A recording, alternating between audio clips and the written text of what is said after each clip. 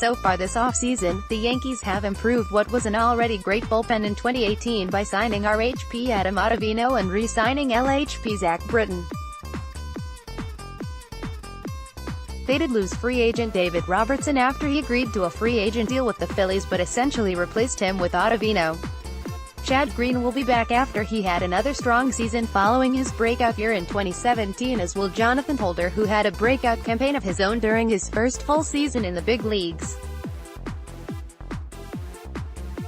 Tommy Kahnle really struggled last season because of injuries and a decrease in velocity, but if he can regain his form from 2017 he can be another big weapon in this year's pen.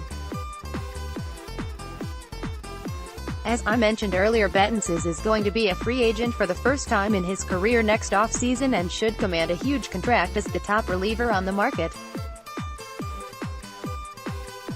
The same goes for Chapman if he opts out, and should he have another all-star caliber season this year I expect that he will enter free agency.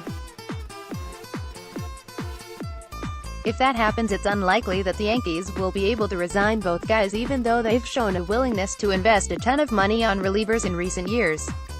It wouldn't surprise me if they tried to bring back both, but if they fail to bring back one of them I fully expect them to be able to resign the other.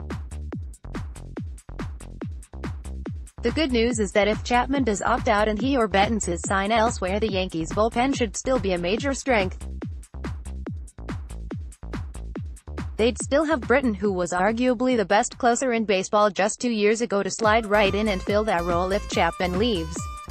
If Betances leaves, he could also take over as the primary setup man in front of Chapman, and then either Ottavino or Green could fill that seventh-inning role.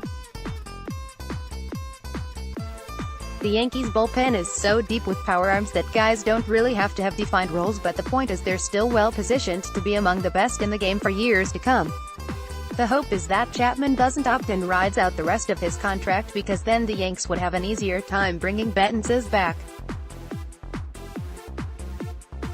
However, I have a hard time seeing that happening because he's only 31 years old, so there's a good chance he'll be able to garner another 4- or 5-year deal with an average annual value similar to the one he'll make this season, $17.2 million.